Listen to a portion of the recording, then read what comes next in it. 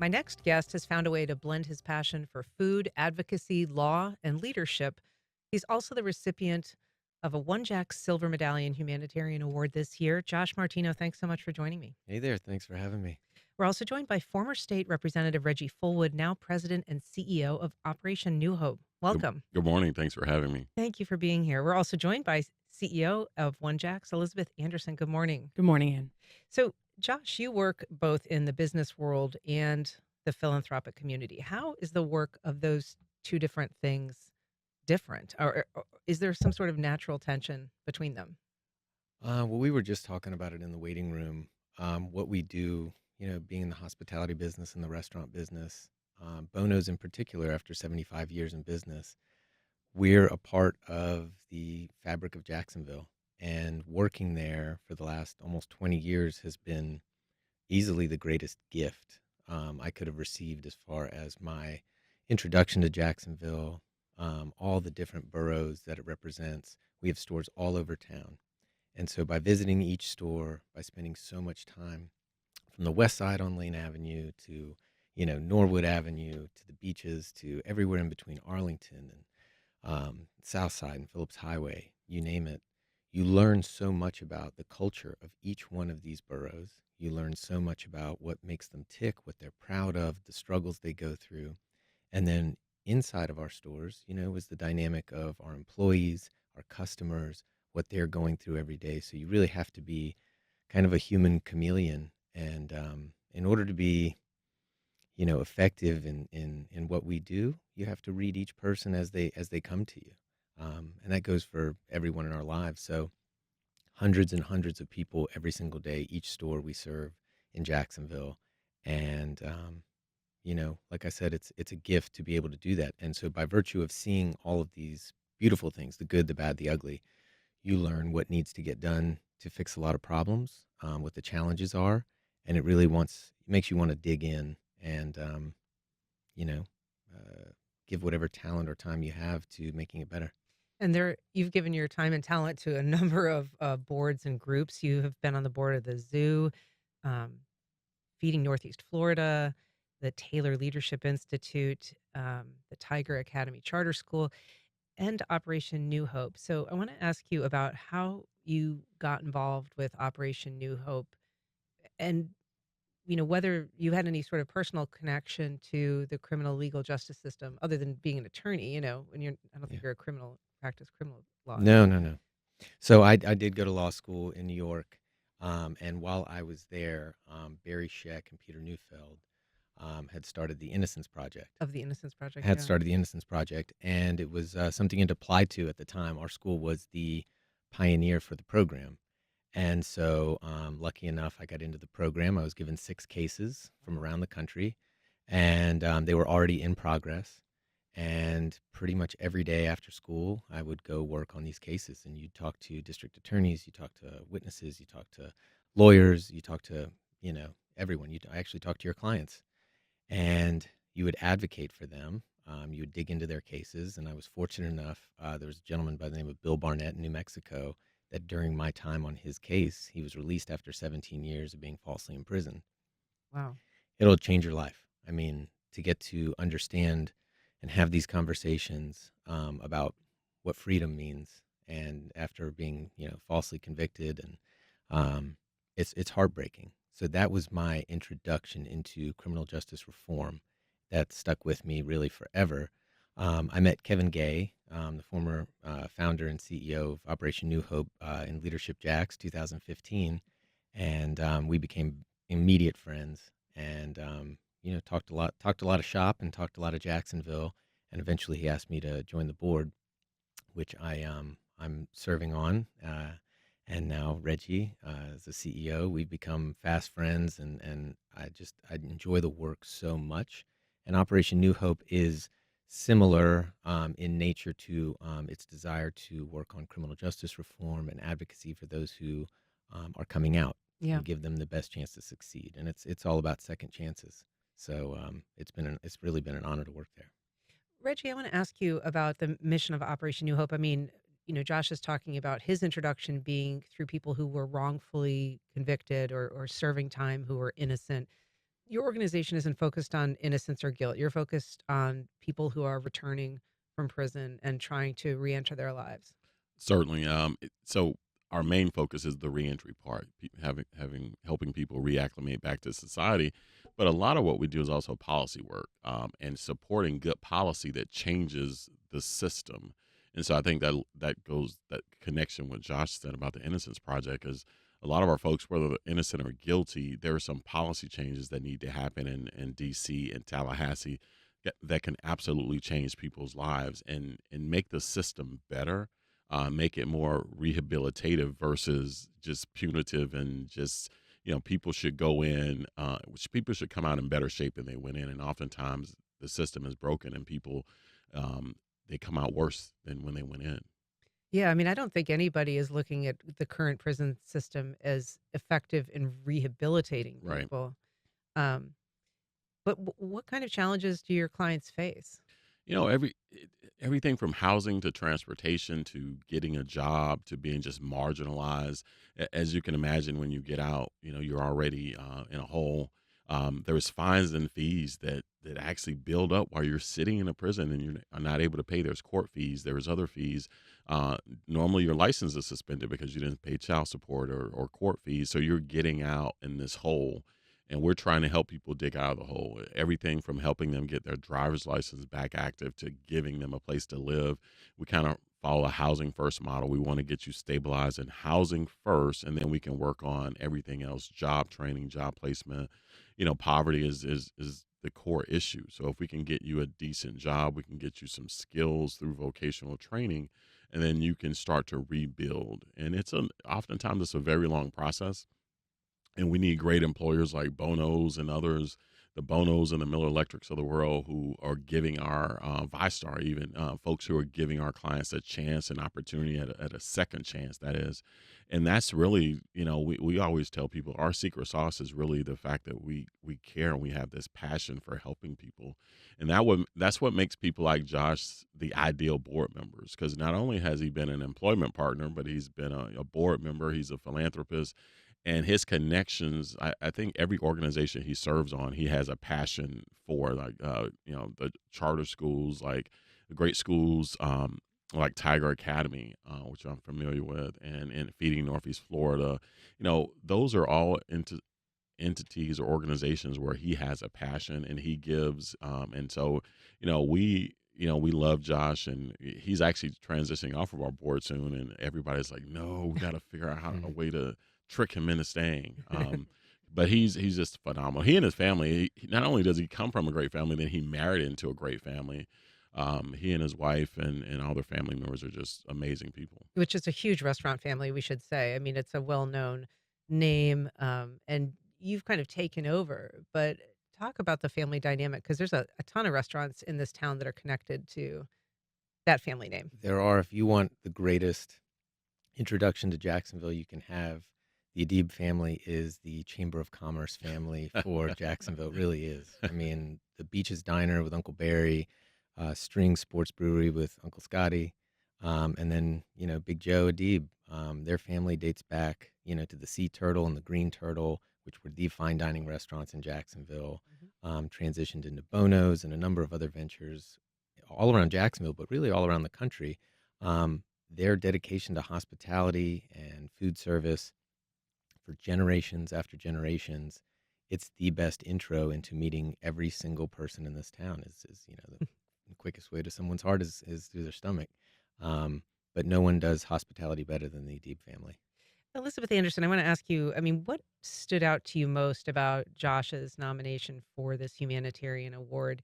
Last month we interviewed you and former Mayor John Payton, who is also a recipient.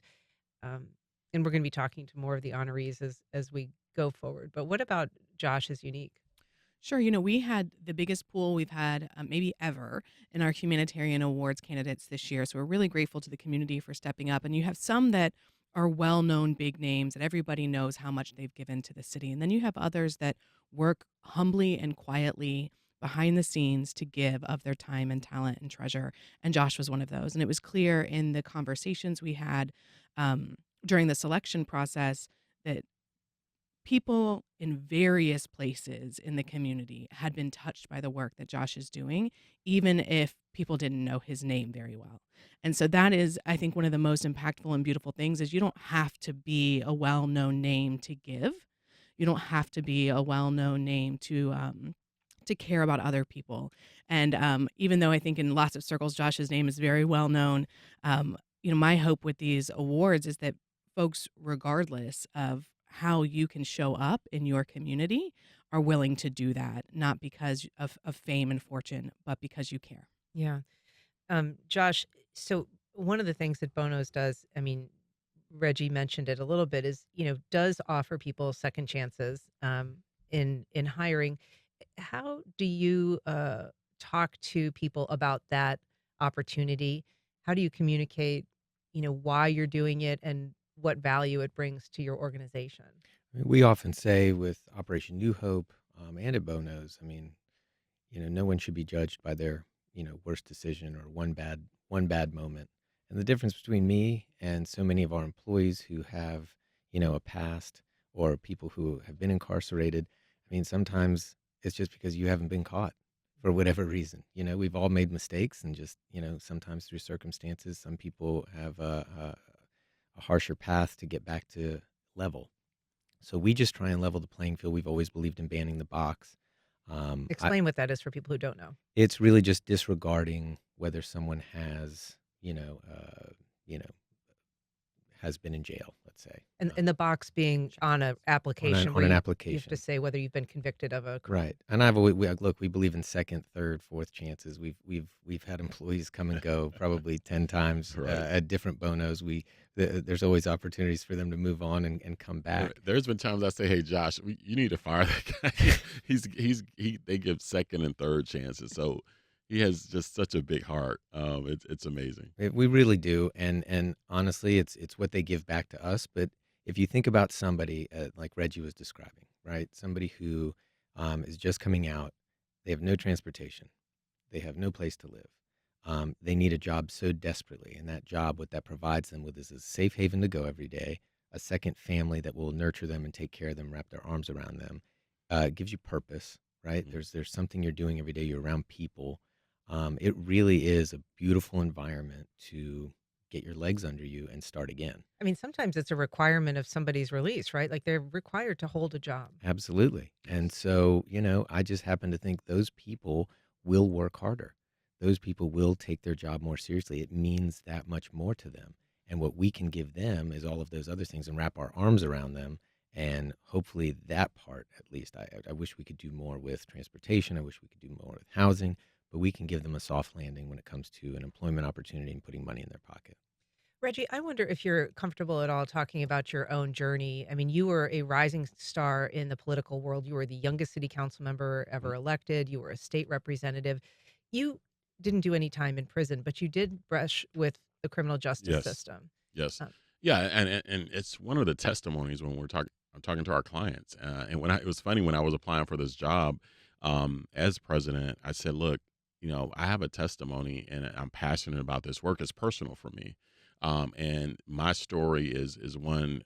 It's unique, but it's also shared by so many people, and so." Yeah, it's a part of the journey, and I think when I'm either speaking to legislators or city council people around the state, I'm not afraid to talk about my story as a part of the journey and this organization giving me a second chance. I remember I was meeting with Kevin Gay and some board members, and I said, "Look, I promise you, if you give me this opportunity, there will be no one will work as hard as me, because this is not only is it passion, it's purpose, it's personal, and so yeah, it's sort of a part of my journey, and our mission." Is about second chances and letting the world know that people can make mistakes and normal folks, good people, can make bad decisions and they can be returned and restored as well. And so I love our mission, and that's why I'm not going anywhere anytime soon because again this is personal. I do want to touch on one quick second, talk about Josh's leadership. With him, he's been our vice chair for several years now, and he's been so engaged. But we've grown from just not only a Jacksonville not for profit, we're in 5 cities in Florida now. We're continuing to grow. We're building a statewide network, and that's really his leadership has been just important. If you think about the restaurants that they manage, I've called Josh and say, "Hey, let's talk about franchising and expansion and how that looks, and helping us create a checklist of the things that are important when you're expanding to different cities and managing different sites and different locations." I can't say enough the role that Josh has played in our expansion and growth as an agency. So his leadership has been phenomenal. Josh, in addition to the other boards that we mentioned, you're also part of the Jewish Community Relations Council, Mhm. the JCRC. How has your role in that organization changed in recent years? And I'm thinking particularly of a community of an environment that has had a lot more blatant anti-Semitism and expressions of hatred and violence. So sometimes, my surname Martino fools a lot of people. That's my Italian side. But I'm the grandson of immigrants on both sides, right? So my dad's side is Italian immigrants who came literally with nothing in their pockets and started in New York and built a life there. And my mom's side, Javinsky, I won't spell it for you because you won't believe me. Um, you know, uh, my grandparents were both Holocaust survivors. We lost 80% of our family in the concentration camps, children, adults, grandchildren, generations of our family. And my mom was actually born after the war. So my grandparents survived, met up after the war, had my mom, and randomly enough, she got an art scholarship at Georgia State University. Go Cougars, Panthers? I'm not sure. And my dad was in Atlanta for law school. They met at a Jimi Hendrix concert. She made a cheese fondue, again, That's a fastest way great to someone's heart, that's a and the great rest is story. history. And that's how I was born and raised in Atlanta. But being a grandchild, second gen, um, is such a responsibility. It's culturally one of the most important things in my life, to never forget and to remember where you came from. And the events of October 7th really changed me profoundly, changed a lot of American Jewish people or Jewish identity people forever. And I'm new to the JCRC. It's only been about 6 months, but being a part of that community, in addition to so many others, um, is deep inside of me and very important. And you're right, things have changed in the last year and a half. They've changed pretty profoundly. There's a strength. There's a vigor in the Jewish community. There's also a desire to reconnect with other communities that you know maybe have gotten separated over time for whatever reason. Time to reconnect. So there's a lot of beautiful efforts for reconnection, self-identity, and really having a strong voice. When you think it's only 0.2% of the world's population and a lot higher percentage of hate crimes and anti-Semitism and prejudice, it's really disconcerting. But you know, uh, being strong, being resilient, it's kind of in the blood. And look, it's kind of a joke in our family that my dad's Catholic, my mom's Jewish. I went to an all Episcopalian school growing up, and I married a Presbyterian. So I've covered all my religious bases, and it's equal representation in my house. Elizabeth, obviously, that's a topic that OneJax is focused on very often too, in terms of fostering conversations and helping to break down some of those, um, bad attitudes. Yeah, absolutely. I think that I love this idea that Josh is the embodiment of interfaith walking. Absolutely, that's the work that we do. We started as the National Conference for Christians and Jews just to be able to build bridges to help folks see each other beyond their faith or their culture, to embrace one another. Regardless of who they pray to or how they vote or how they love. And that's the work that we're still doing today, trying to break down barriers between groups and communities and to build bridges. If you're just joining us, we're talking to Josh Martino. He is the recipient of a humanitarian award by One Jax this year. We're also talking to Operation New Hope CEO Reggie Fullwood and CEO of One Jax, Elizabeth Andersen. If you'd like to join our conversation, you can give us a call at 904-549-2937. You can also email First Coast Connect at wjct.org, or you can reach out on social media. Josh, in addition to the boards that you're on, you are also part of the civic council. That used to be back in the day called the non-group. It is decidedly less sort of shadowy than it used to be, but it is still composed of mostly influential and wealthy people in the city, people who help steer policy and weigh in on major issues. Why do you think a group like this is necessary? So I'm also new to the Civic Council, and a very good friend of mine, Eric Mann, CEO of the Y, we served on Tiger Academy's board together, but we've been friends a lot longer than that. His direction, along with Dennis Whittle, um, Who's heading up the organization he now? is. They have pulled the curtains back. They've realized that was the shadowy, hidden behind, we're manipulating this or that, which really it wasn't. Our good old boys club is actually it's actually more diverse than you might think, if you look at its members, with the goal being, how do we make Jacksonville the preeminent destination, next great city in the country? How do we bring people here? How do we get them to love it? One of the biggest frustrations for people in Jacksonville is we're the city of renderings, we're the city of potential. You hear the Bill Parcells quote a lot: potential just means you haven't done it yet.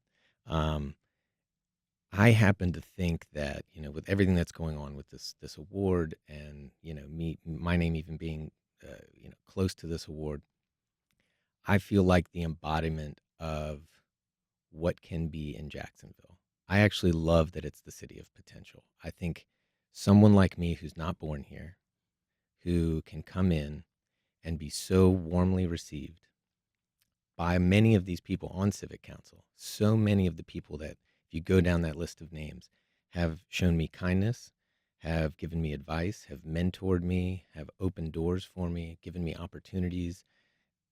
One of my, I'm very uncomfortable receiving this award. That's not kind of why we do things, but the thing I'm most pleased about, and you can look at the list of Civic Council people, is that the people that have given me opportunities, and that, if this award is recognition of the hard work and the time that I've put in to making them right, to making them say that that was a good bet. That was a good bet to say, I'm going to give this kid, this young man, this adult now, opportunities to succeed, opportunities to serve, and look at what he's done with it. We were right. It's my way of showing gratitude for those opportunities. Everyone, who may seem behind that curtain, which is now pulled back, they have done that for so many people. And, what people are able to do with these opportunities in Jacksonville is unlike any other city in the country. And that's what I think is so special about this place, is that someone like me can have such a great impact, everywhere I've ever lived, from Atlanta to New York to Nashville, great cities. But what you do here is felt today. It's felt tomorrow, and it's felt long afterwards. And it doesn't matter if your name is on the side of a building or you sell pork sandwiches every day. You can have an impact. Jacksonville is, with regards to philanthropy, it's the Cheesecake Factory menu of philanthropy. What are you into? Are you into veterans? Are you into the military? Are you into education? Are you into criminal justice reform? Are you into hunger? Are you into whatever it is? There's something here for you to do.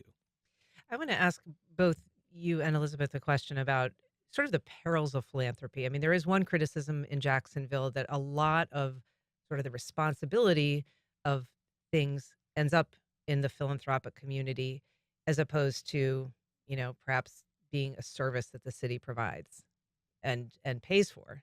Um, do you see that as a risk, that there is too much reliance on philanthropy and perhaps not enough reliance on the function of, say, city government to provide essential services? I kind of love that it's in the hands of the people. We're essentially closer to the action. We're closer to the mission at hand.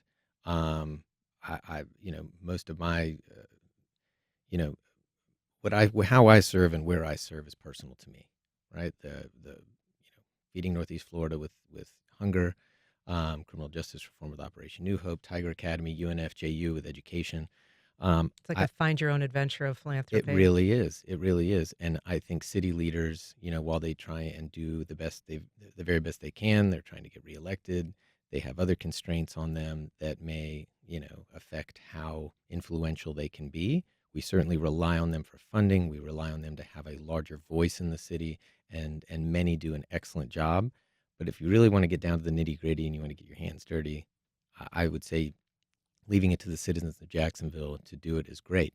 The one challenge is there's so many great organizations doing the same things, competing for the same dollars. And so one of the things that I love to do personally is, effectuate some sort of collaboration, right? And help everybody row in the same direction instead of competing, working together, and then, being able to accomplish far greater things. Your thoughts, Elizabeth? No, I agree with that completely. I think that there is too often that nonprofits are vying for the same position, and I feel strongly that it's important for us to find out where we bring value to the community to affect that value, demonstrate that value, and then work together to keep it all moving forward. I think that certainly we are an organization that thrives on philanthropy and private donations. We don't receive public money, and so I think that our donors and the folks that believe and invest in OneJax want to make sure that we are working well with other organizations to move the mission forward. Um, and that is, I think, the obligation and responsibility of the nonprofit sector um, to be on the same team moving Jacksonville forward for the people that invest in us and the community at large. Well, Josh Martino, congratulations on your recognition and your award. It's really nice to meet you and to talk to you. Thank you. It's great to be here. Reggie Fullwood, Elizabeth Andersen, thanks so much for being here as well. Thank you. Thank you.